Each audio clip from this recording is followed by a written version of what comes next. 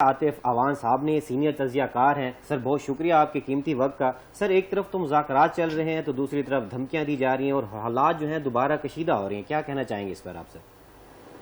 دیکھیں ابھی مفاہمتی یادداشت پر دستخط ہوئے ہیں, معاملات چل رہے ہیں.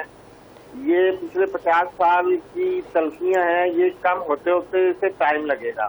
پاکستان اپنا کردار ادا کر رہا ہے. آپ کو پتہ ہے کہ آپ اگر پچھلے 2-3 ماہ کا اٹھا کے دیکھ لیں حالات کو, تو اس میں کئی بار ایسے لگا کہ ابھی دوبارہ جنگ شروع ہوئی, لیکن پاکستان نے اپنا مفاہمتی کردار ادا کیا اور دونوں طرف ٹیمپریچر کو جو ہے وہ کول ڈاؤن کیا ہے.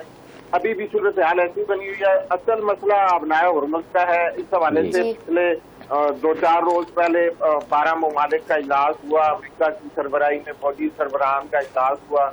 اس میں بھی اس کی سیکیورٹی اور نظام کے حوالے سے بات کی گئی کہ وہ کچھ ایسے پیرامیٹرز جو ہیں وہ طے کر لیے جائیں کہ جس سے ابنائے ہرمز میں تجارتی گزرگاہ جو ہے سب سے بڑی, اس پہ بلا تعطل تجارت جاری ہے.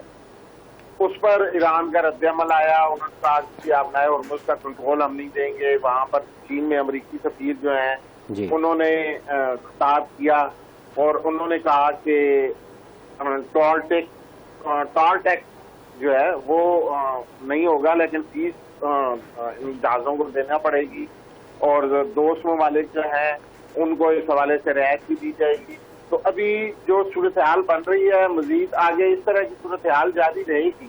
پاکستان اپنا کردار ادا کر رہا ہے. سعودی عرب, مصر, یہ تینوں ممالک, ترکی, ابھی آپ کو پتا ہے کہ نیٹو کا اجلاس بھی ہو رہا ہے وہاں ترکی میں بھی. پھر یہ امریکی صدر ڈونلڈ ٹرمپ بھی ترکی میں موجود ہیں, تو وہاں بھی پھر یہ ڈسکشن ہوئی ہوگی. اور رات کو ٹرمپ اور ایردوان کی ملاقات کی ہوئی ہے, وہاں پہ بھی یہی چیز ہے کہ اس حوالے سے خصوصی طور پر ڈسکشن ہوئی ہے. آگے بھی آپ دیکھیے کہ انشاءاللہ بہتر ہوگا, لیکن معاملات کو اگر کہیں کہ وہ ایک رات میں بہتر ہو جائے تو ایسا ممکن نہیں ہوتا. پاکستان اپنا کردار ادا کر رہا ہے اور آئندہ بھی کرتا رہے گا انشاءاللہ. جی بہت شکریہ عاطف اعوان صاحب آپ کے قیمتی وقت کا.